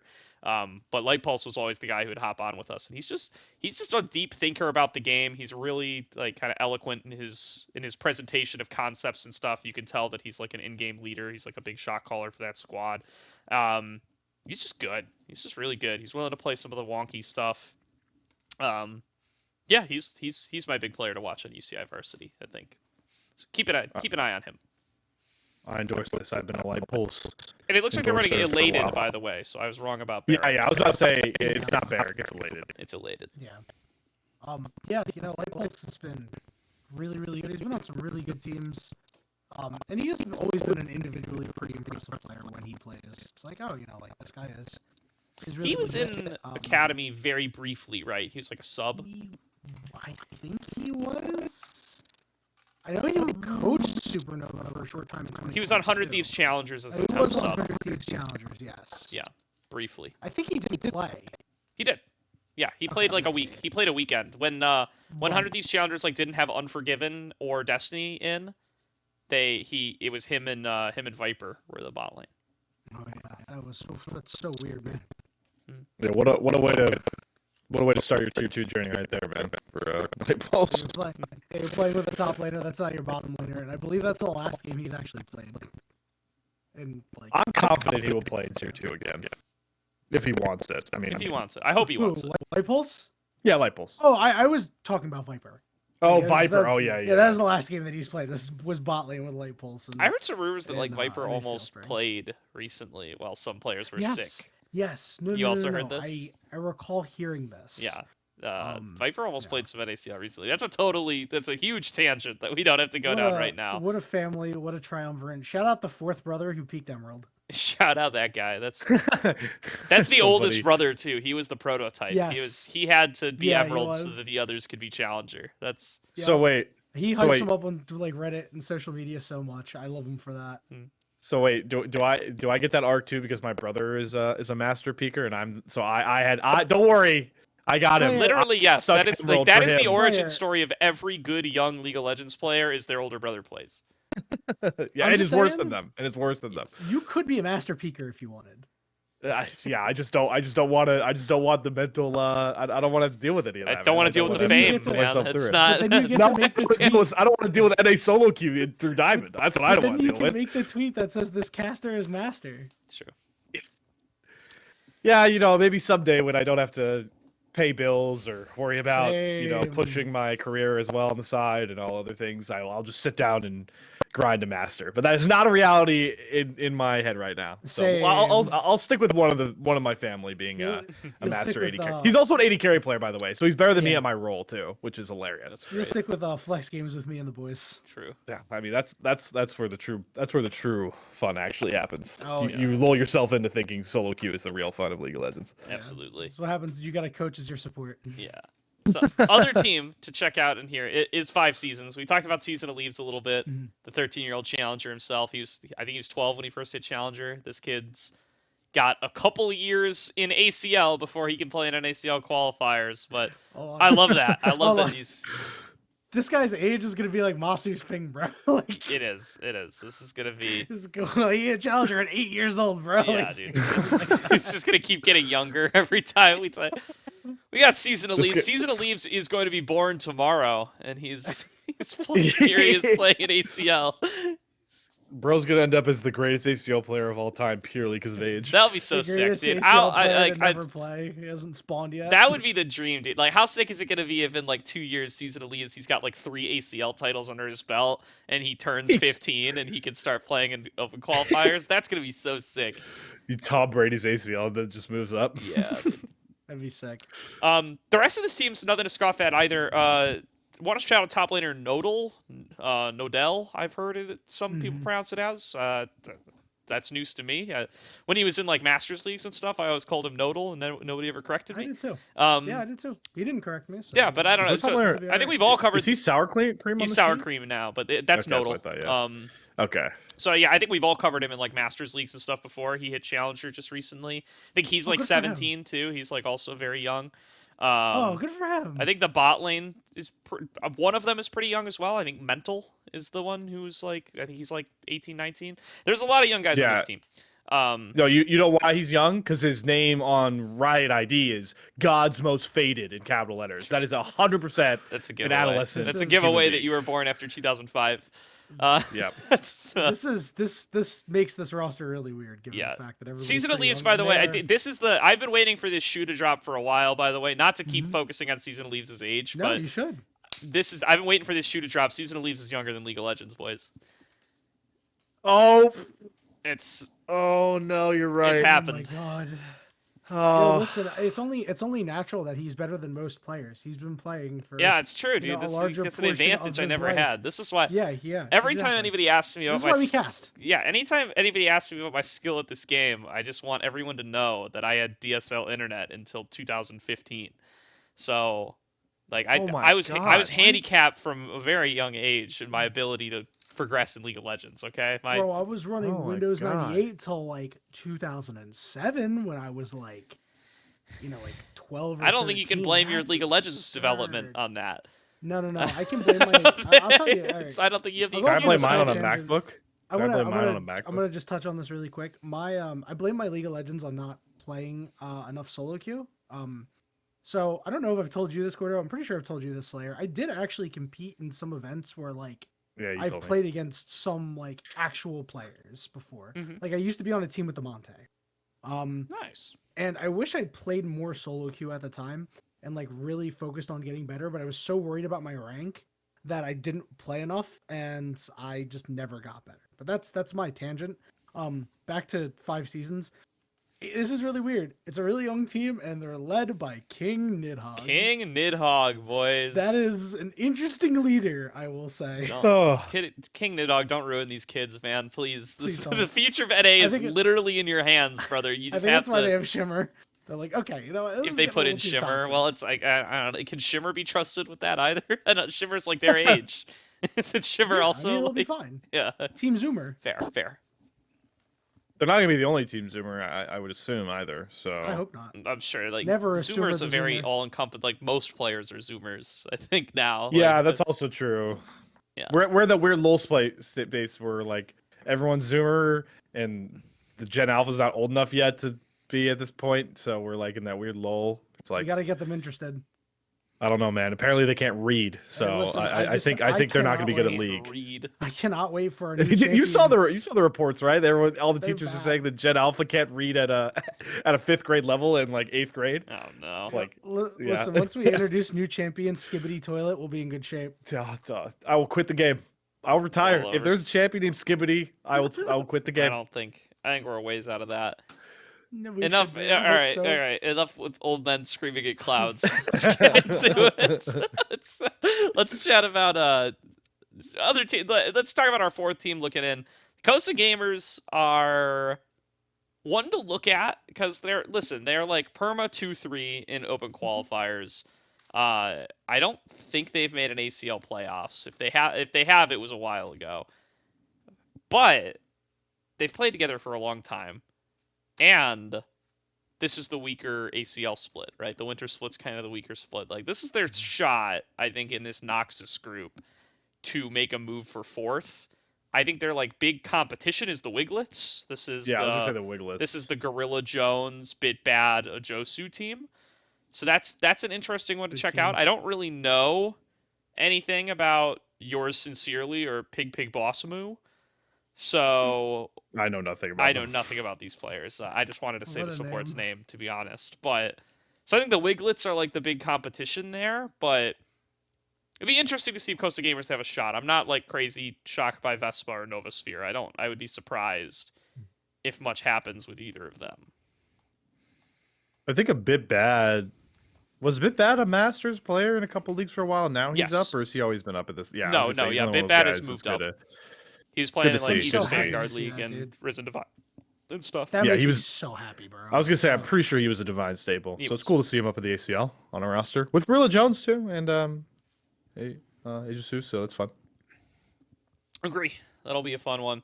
We've not done a good job of speeding up as we've gone along, so let's get over to It's- Piltover. Let's give you more things to edit. Yeah. No. We just tangented as much as possible. fine. The That's ACL. fine. This is what you get with me. I apologize. No worries. It's an elite quality. We'll figure Don't it out. don't We'll figure it apologize. out. Let's get into Piltover. Piltover's Maryville B team, Mirage Alliance Rookies, Clown Gaming, Capachungus, Chaotic Solar, Zora Esports, and The Pack. What is this division, man? I don't know. What is going to happen at this one? This Clown is Gaming's actually pretty good. Hold on. No. I mean, this one just got kind of thrown a little bit for a loop. yeah. So if- let's if start with the we're gonna have- Maryville B team first. So the Maryville B team is, for those who don't know, Maryville has like a 6 set of subs on their squad. So this B team is going to be PCL, Odd Orange, Get Back, Kachu, off rolling to AD, and Shady. It sounds like we're a little unsure if Kachu's actually going to play AD carry or not, or if they might just run Evan RL most of the time, because Which he's is on their just fine. sub list as well. And if they run Evan RL, I mean, that's fine. This is still the best team in the group. This is a good freaking team, man. I don't like. Oh, man. Is this technically the old heads team because it's got PCL and like Odd Orange on it? So like, Yeah, we're- Kachu's really young, but other than him, everybody's old. Shady's like kind of old too. Like Shady Yeah, like this was is- playing in LCS like 6 years ago, so yeah. yeah. yeah. Okay. I just have to ask the question, and I hope these players never listen to this and don't take this the wrong way. Shouldn't a lot of them have graduated? Like, in fairness, before I roast them for that, I have not graduated college. So I will, not try to throw stones at glass houses, but it's been around for a while now, unless I'm crazy. I mean, yeah, I think so. I think Odd Orange is a graduate student. Yeah, I Oh, think this- like okay, some of okay, them are in okay, grad okay. school. If they're in grad school, it's fine. It's fine. Yeah. I don't know about anybody but the Odd Orange. I hope they're all doing their thing. Well, and then it's like That's some of kinda them have crazy. come and gone. The weird thing is it's like you never know what these guys are up to when their Leaguepedia doesn't have the college on their team, Like it's so it's like you check out PCL, right? And you could be like, he was on Maryville in 2019, and then he is playing on other amateur teams, and then he pops back up on Maryville in 2022. But does Yeah. that mean Maybe he took was a break. taking 3 years of classes and just not playing League? Or was he not taking classes some of that time? Like, I don't freaking know. And, it's not really my business, quite frankly. So I don't really know, like, how So how many credit hours does PCL have? I have no freaking idea. I don't know. Yeah. I'm sure the whole pandemic also probably threw a Oh, lot more of his plans for a Maybe, loop yeah. as well. Like that's the other I thing. actually- Like who, I forgot about that, to be quite honest with you. Yeah. Yeah, Like, really I actually just did. I just know, and this is going to be a groundbreaking thing for some people watching this podcast. I'm about to show my age. I just know as a kid, look at me, that went through college during the pandemic, that a lot of people took years off, took semesters off Yeah. because the pandemic was going on. Oh, my bad then. I hope they Yeah. have gotten to this point and haven't already, Yeah, I sent know. me angry Well, it's like DMs. My bad, it's- guys. Well, no, I mean, yeah, forgot. totally fair to like. That's the thing. It's like it's so hard to tell. It's like same thing with like Odd Orange. Is like I don't know. Odd Orange was playing Academy for a while too, and he joined up with Odd Maryville in Orange. 2021. Bro, I remember when this guy like started playing. I remember when he hit Youngest Challenger being in his Twitch chat. Yeah, he was Season of like, Leaves back in it's the so day. weird. He's like the old. He was. Yeah. He was the OG. Yeah. Season of I remember- Oranges. I remember always getting thrown off by him because I always just thought when I saw his name of the odd one. Yeah. I was like, oh, Yes. it's the odd orange. Wait, is this who I think it is? This nope, that's Yeah, I definitely not. remember And them saw playing it, I against was each other and that being like, huh. like, yeah. Hold That's on. odd. It is odd. Kick him off the podcast. Terrible pun. Anyway, yeah, I don't know. Enough about these Maryville guys. Yeah, I think they're the best team in the group. Mirage Alliance Rookies is a little bit in free fall. They have lost 2 players and only replaced one of them. No, they've replaced neither of them at time of It recording. makes it hard to win. Yeah, they have. They have no jungler and no mid laner right now. So I can play mid. we need to wait and I like their- see Love their top support. on them. Yeah, they got Yeah, pretty Diesel in the good. top lane. They got Trevor in support. They got. I never know how to pronounce. Is it Sage Wabe? Sage Wabe? Sage Wabe? I don't know. There's so many ways you go. Yeah, with that there's. one, So, too. I don't. Wabe I sounds cooler. apologize to you, my friend, Sage Wabe, whatever your name is. My friend guess his name. Yeah, It's like when you don't know. whatever I've your met you, name I don't is. know your name. I'm familiar with your work. It's happy to have you on the Yeah, team okay, too, but buddy. I need to know who your jungler and mid laner are before I can properly rate this team.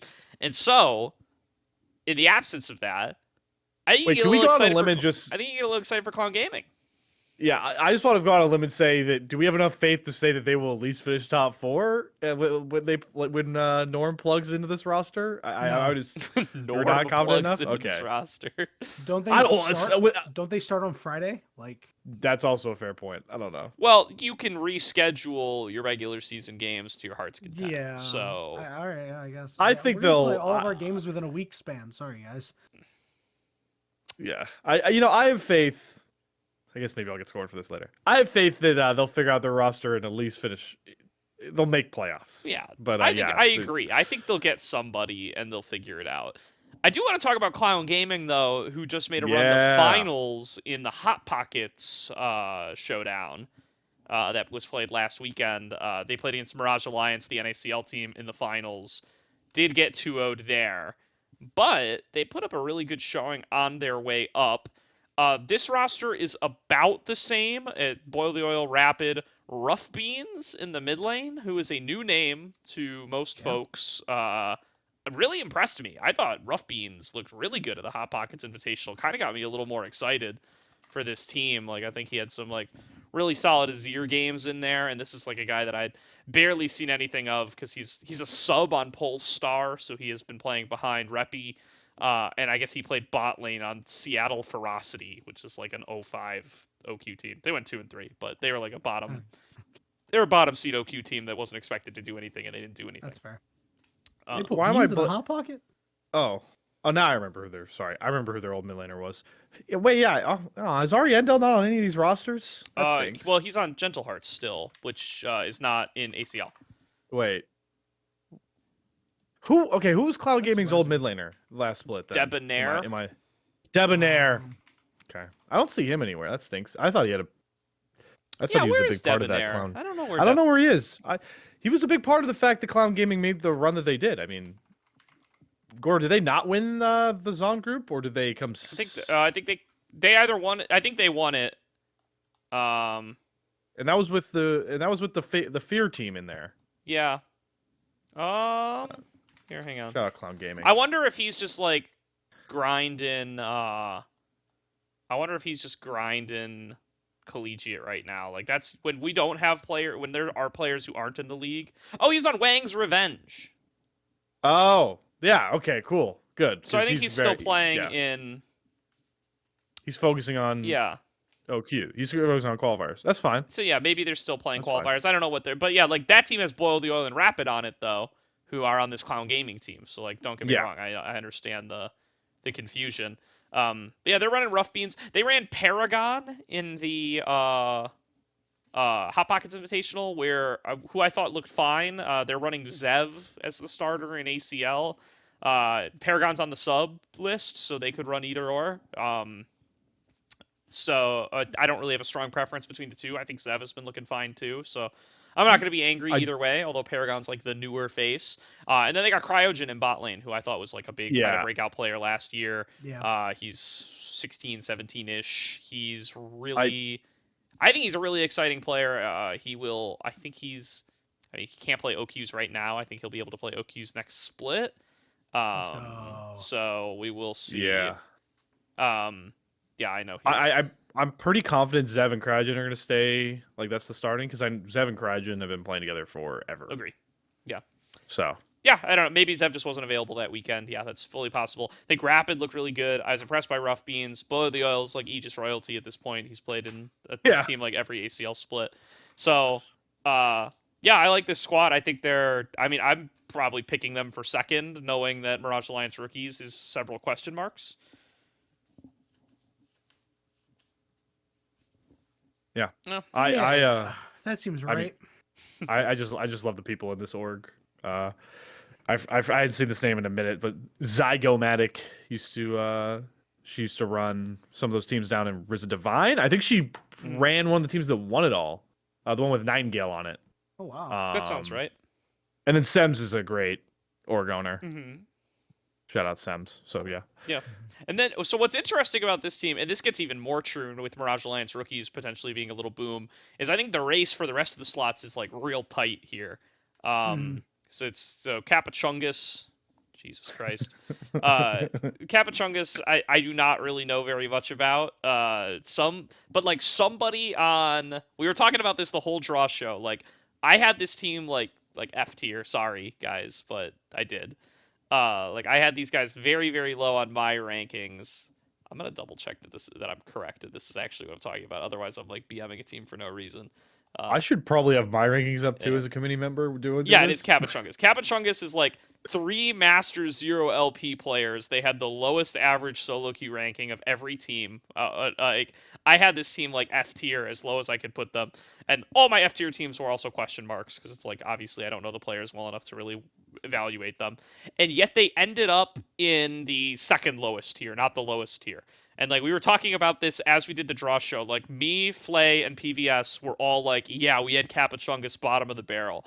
And yet somehow somebody on the committee is vouching for these guys. Like well, hold on, let me clear myself. Okay, yeah, go check. I am one member of the committee. He's like, I don't know, man. I saw Big Chungus as the logo and I gave him A+. No. I don't know. I just couldn't help myself. As an outside Gen Zer, technically by age, I did not do that. I question marked Capachungus. Yeah, like so I'm not one of those people. Enjoyer. So yeah, I mean everybody we spoke to put Capachungus and I saw like some people. I'm not gonna like out them because the chat is not public, but I was in a chat with a bunch of the committee, and I know Slayer was too. Some people in the committee put their rankings in the chat too. They all had Capachungus at the bottom. So like we have like 60+% of the committee accounted for giving Capachungus bottom tier rankings, and yet they ended up in the second lowest tier, not the lowest tier for seeding. So somebody was hard vouching for these guys. I don't know why. I don't know who. Somebody S-tiered them. Yeah, like or a decent chunk of people like C-tiered him, and like So I don't know. Somebody of repute has these guys' backs. I don't know why, but somebody believes in them. So that's all I can say about Capachungus. Chaotic Solar has been outperforming like their seeding for a while. Like this Dumpa J-Bear never saw team. Like Verticality has shown some flashes of good stuff. I've liked Big Time Boyo before when I've gotten to see him. I think Chaotic Solar have some space to play. Zora Esports has some individually high ranked players on it and is also coached by Shauna Tonin. who is right. a very experienced amateur coach as well. And Mario's, especially their top laner, has played in OQs before and is pretty high rank. So this is an interesting team to keep an eye on. I also just noticed they have Super Big Ego on the sub. I've not seen this guy in a hot minute. But it's cool to see his name again. He was a mid laner like back in like 2021 OQ era, I want to say. Like I remember when I was first getting into the tier 3 scene, Super Big Ego was around. I don't know, this is a cool team. It's like I think they have like an outside shot. The Pack is another team that's like, I mean, I don't know what to say about the Pack. I don't really know these guys either. They're but it's like, so I don't know. It's like wide open, but it's like, who are you? You know, this group, especially with Mirage Alliance rookies kind of booming. It's like it's Maryville, Clown Gaming, and then like anybody could do anything, right? Like Always fun to have one of those like groups. Chaotic Solar. It's like a decently performing OQ team. Somebody believes in Capachungus. Zora's got the coaching staff. Nobody then, and who knows about the Pack? Like so I think like there's a couple of spots to play for and a lot of teams to play for them. So I think Piltover will be a really interesting group. Always fun to have one of those groups where it's like you just go Yahtzee. Yep, See what something's up happens. in the air. It's like, all right, Exactly. everybody fight for the last two. Capachungus gets out at first. I'm like, I mean, like, dude, there was nothing I would. This has like never happened. But I would honestly like I say this about all of the low ranked teams that I gave F's, question marks, and D's to in the rankings. I would absolutely love for like a team that's like in D or F tier to like show up and just crush everybody and be like a really solid team. That would be so great. That would be so cool. And then it's just like that all these players' names are now like on the list for the next OQ. Like that would be so sick. It's just like it's never friggin' happened, but it would be dope if it happened. So I mean, don't get me wrong, I'm rooting for you guys. I hope it happens. Yeah. No, I remember the last time that happened to me was funnily enough was the one time we had when the Risen Champs League comeback happened once. Before it unfortunately crashed was we ranked teams. I didn't rank the Samikin Fanboys team very high, and they went on a deeper playoff run than most thought, and now we're here, and Samikin is the GOAT. Yeah. It's technically a pseudo next up mid NA talent. Agree. Yeah. My version of that was this this league last year, Aegis 2023 winter. We had that was like Hoarder's like debut. And he was our all-star top laner that split on Return of the Middle Sticks. And oof, what a team name, by the way. R.I.P. Hasn't really got R.I.P. Yeah, some shenanigans befell them. Yeah, but that's my take. I would love to see one of those teams kind of break out like that. Let's get into Zaun, another group of questionable boom status. Zaun is BlackRock Esports. More actually. Yeah, BlackRock Esports. BlackRock Esports. Aporia. Master, by the way. CCG. University of South Florida, MSU A-Team, Briarcliff, and Glacial Esports. This is the Collegiate Showdown group. There's 3 CLol teams in here. Shout out the Spartans. Let's go. Yeah. This is also the group with BlackRock in it. We do not really know what BlackRock looks like. We know they kind of boomed after only getting 5th through 8th in OQ1. We know that they lost to Nori B because he's going back to Gentle Hearts. We know that they lost Robbie Bob because he's not on the roster in ACL anymore. Still got Decoy, still got Kitsuo, they still got Pakis. They got Sushi in the bottom lane who has fled CCG to come to BlackRock instead. And then we just need to see who they get as a mid laner. Yeah, so that's the question to see about BlackRock. They're supposed to be the high seed team in Zaun, but we have some questions about them, which does open the door a bit, I think, for like Aporia, which is going to be which, by the way, one player in common with the NACL Aporia team. I do want to say the NACL Q, which is Lawrence. Yeah. So it's Lawrence, Shorter Ace, Leica Moss, Legacy, and Detro. It's still a good team, but not the one that's in OQs. More UCI talent spreading across. Some LCS talent in there with Shorter Ace. Yeah, jeez. I'm really excited to watch Legacy play because I know he sat behind Shogo for some time. Mhm. And Colomer has had nothing but good things to say about him, about how good of an AD carry he is. So, Okay. and I like the team that's around him. So I think Aporia will probably win this group. And I do too. honestly, you could slot in a mid laner that meets the average skill level of BlackRock, and I still would say Aporia would probably win. To be honest.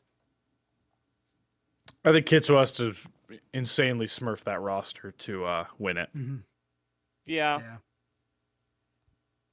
Yeah. And then I don't know what CCG's doing because Yeah. So I don't know if CCG CCG is is worth right. pointing out. CCG is also nothing in common with the CCG OQ team, especially the new No. CCG OQ team. I mean, no.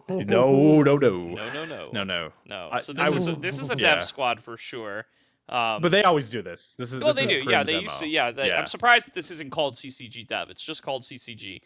So it's White Snow in the top lane, Damon's, Phi Mini in mid, Saint Ghoul at support, and then with the loss of what's his name? Sushi. Sushi? Yeah, with the loss of Sushi, Sushi, yeah. we don't know who is going to be their mid laner or their bot laner rather. Also, technically, the loss of not only Sushi, but what's the other guy that was on the main CCG roster? Lunar. Lunar? No, Red. Oh, Red. Sorry, I was thinking back to old ACL rosters. Did they lose Red entirely, or is Red a sub? I'm not No, sure. Red's a sub. Red's a Red's a sub. sub. Red's a sub. Red's a Okay. sub, but not Yeah. here. He's not on the dev team. Yeah. Maybe he comes in on the dev team. Maybe they're like, "Hey, Red, come and play in ACL for us for a bit." And yeah, Yeah, man. Yeah, I guess. I mean, it's say anything else, so I assume that it was obviously not their main roster, but yeah. that's, Sheldon is listed as a sub. Okay. Get him He's in. also the team lead. Put I mean, him he's a great guy to have lead the team, so that definitely gives them absolutely a bit of a buff. I know he's also spearheading the Winthrop stuff too, right? Is he not at Winthrop? No, am I switching people again? I think you You are. might be. Pretty sure happens. He's just still yeah, at Winthrop. It says he's still a Oh. director over there. Yeah, that's what I thought. Yeah, I think he's yeah. a director there, and then he's been working with CCG for a while. interesting. So that's always a good guy to have in your In your corner. Oh yeah, for sure. corner. Absolutely. And then there's these three CLol teams that I just haven't really gotten to see much of. I know they haven't, I don't think they've made like top 32 or anything. But it's University of South Florida, MSU No. A team, and Briar Cliff. I kind of like to give them, a little bit of the benefit of the doubt. I kind of bump every CLol team up a little bit just because I know they're playing in person. They're in some kind of structure. I just think they're probably not gonna like all explode and disband halfway through the season. Like I just give them a little oomph in the standings compared to like some of the like F tier teams just based on that alone. Yeah. The only thing I can say, this is totally random, but counts, because I have a buddy who went to MSU. He's there doing graduate program. He sent me a bunch of tweets and like emails that MSU, I believe, has the most expensive esports facility in the country now. Sick. So they got a huge like esports facility upgrade. I think I saw some tweet about it. I can go look for it. Well, so let's talk. So if you want to, if you like Buff and Collegiate because they play together, MSU's playing together with the state of the art. Like I think it's Alienware sponsored. Like the facility's Alienware sponsored. Like that's how crazy it looks. I'm gonna go find pretty it. awesome to be It's quite hype. honest Yeah. with you. Yeah, that's super. So I'm hype. assuming this team is playing in that. I would hope so. I would at hope least. so. Yeah. If you're not, what are you using that money on, guys? The last thing to call out for this is we've spent like 45 minutes doing ACL. That's fine. It's preseason. That's good. Yeah, It's good. Well, listen, you're gonna cut some things down. We're Yeah, maybe not You too had me much. on I here, mean, I got sorry to do about this that. all tomorrow before Risen. Let's not overestimate God, how yeah. much work I'm putting into this. Let's see. Oh, real quick, just to point out, University of South Florida, currently one of the 5 undefeated teams in CLol South Conference right now, Sick. with such names Okay. such as UST, Savannah College of Art and Design, University of Georgia, and University of Texas at us. Yeah, shout out SCAD. Shout out, Cad. I casted a lot. I've casted a lot of SCAD somehow. Savannah. There was a whole bit where me and Bonfire sat on air and I quizzed him what he thought SCAD stood for, and he didn't get a single one of the the acronyms. Oof, don't worry. I don't think I would either. either. Yeah, I don't. Yeah, I would expect you to get one of the. I think you could reasonably guess that A might stand for art and D might stand for design, but you weren't going to get Savannah College Only for because SC. you said art and design like a minute ago. There's a lot of colleges with art and design in their name. Yeah. I guess maybe that's just my thinking. Maybe. Only other thing that I want to talk about here, because it's the only other team to talk about here, is Glacial Esports. And they are they're kind of in that iridescent dawn neon role from last split, in that they are Iridescent a dawn team neon, that always baby. plays. It is very successful at like the Masters GM League level. Just and I think like even last split, I think like the core of this team, like I think Devil Unicorn, Kite Azure, Silva, Sly Lego, they were like top 3, top 4 in Risen Divine last split. If not last split, then recently. Like these guys have played together in a bunch of like Risen leagues and stuff that I know Slayer and I have casted. And made deep runs over there. Like I like these guys. Leoto's in another name that I recognize. He's on the sub list. So I mean I like these guys. Like I've seen them be successful at the Masters GM level. Usually when a team like this makes the jump up to uncapped, it does not go well. But similarly to as I called out for Kosa, winter is the weakest split in this league. So if there was a time to be able to make a move in the uncapped league and show a little extra for a team like this, it would be the winter split.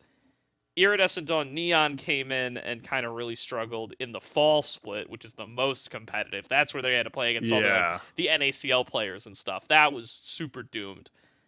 Glacial Esports comes in to a more forgiving environment.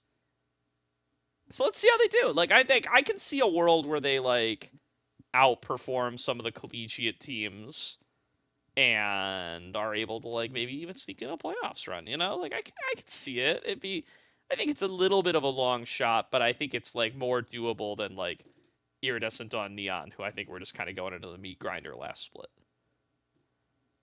Yeah, gonna be kind of rough for them. I wish them the best of luck though. Big Kite Azure guy. Hi Azure. For sure. Such a butchered name. One of the many that can happen. I just that's just me just going right now at 1 in the morning brain. Sick. Yeah. But I this is a complete vibe call. I have a weird vibe that one of the 3 top teams is going to miss playoffs because there always is one in ACL. There's always one. Maybe. I feel like this is the division to have like one of the teams where like that's an org that off org name should probably make a double them ACL bracket and then it's going to miss. I think it could be Mirage and Piltover. It could be Mirage is the only other one I would think of. Yeah, if I was gonna pick Your one, team is a Mirage right now, dude. Yeah. I mean, if BlackRock boom even more than yeah. Well, I think like here's the thing. I think the pieces that BlackRock has held on to are stronger than the pieces that Mirage have held on to. Yeah. While we're judging both of these teams as partially completed rosters, and we don't know how they will finish. Combine the rosters. Yeah, maybe. like I think the pieces that BlackRock has in Decoy, Kitsuo, Pakis, and Sushi are probably better. Like I would rather start with those 4 than start with Diesel, Sagewave, and Trevor. 100% agree, I think. Yeah. My question is, I know we're really close to week 1, so I'm assuming everyone that's on their roster sheet is actually locked into play. I don't know how much. I have a feeling like Kitsuo might not actually play for BlackRock or something like that. I don't know. Because the team has boomed a lot. I mean, like, why? Yeah, I mean, he's a really high-level talent. I get it. I mean, it could definitely happen. I don't know who their sub is because their account is a political statement more so than it is a username right now. Got it. So yeah, I don't know who that is. Yeah. So I mean, I don't know who that is. So we'll have to see. I don't know who else is on this team. I don't know who else is on either of these teams. So I mean, that's one of our big questions. It's Hive. That's something we'll check out with ACL. I mean, what did you say, Yanni? It's Hive. That's Hive? Oh, okay. Yes. So I mean, Hive could play instead of Kitsuo. Mm-hmm. It's possible. Yeah, that's. I mean, that's still a downgrade to me, but yes. Yeah, I mean, I get it. I mean, it could definitely happen. I don't know who else is on this team. I mean, I still a downgrade to me, but yes. Still solid. Still solid. Still solid. But Yeah. yes. Yeah, still think I You know, prefer I that would to the still- I pieces would that still Mirage rather- have. Baseline. Exactly. Yeah. Okay. We'll see though. I love how we turned this into. I mean, we basically just did another primer, Gordo. This We is basically did. what We this turned did. We into. spent 2 Yeah. hours on this somehow, but all right. That's well, my fault. I'll take the blame for it. That's fair. Well, no, it's because we Mhm. just we did a primer episode on ACL. Is what I'm Yeah. saying. Like we yeah. primered. Yeah, We basically went through all ACL. that's so. fine. Yeah, we spent about as long on ACL as we spent on NACL, and you know what? That's perfectly fine. But that's gonna do it for this episode of the Salt Mine. Yanni, thanks so much for hopping on again, man. Anything you want to shout out? Just listen. Shout out Tier 3 League of Legends. It may be filled with drama sometimes, and it may not always be the cleanest. But it's where I met people like you guys, and I'm very happy to call you guys friends. And where I've met a large majority of my now friend group. Yeah, League of Legends is pretty awesome. Don't ever forget, no matter what people say, oh, League of Legends sucks, I hate this game. We all love this game for a reason. This game fucking rocks, dude, because you get cool shit like this. Well said. I'm moved. Well I'm said. emotionally moved. Yeah, definitely here. Tear I up did. a little bit. In the hearts. Yeah, definitely moved there. So yeah, thanks so much for hopping on, man. Thanks everybody for tuning in. This is the first of what will be many ACL kind of fill-ins, by the way. We'll do probably shorter sections on ACL going forward, just dropping in what's happened during the week, and we will keep up with NACL primarily. So until then, we'll see you guys next week. Take it easy. Stay tuned to NACL. Stay tuned to ACL on Friday, and we'll see you next time.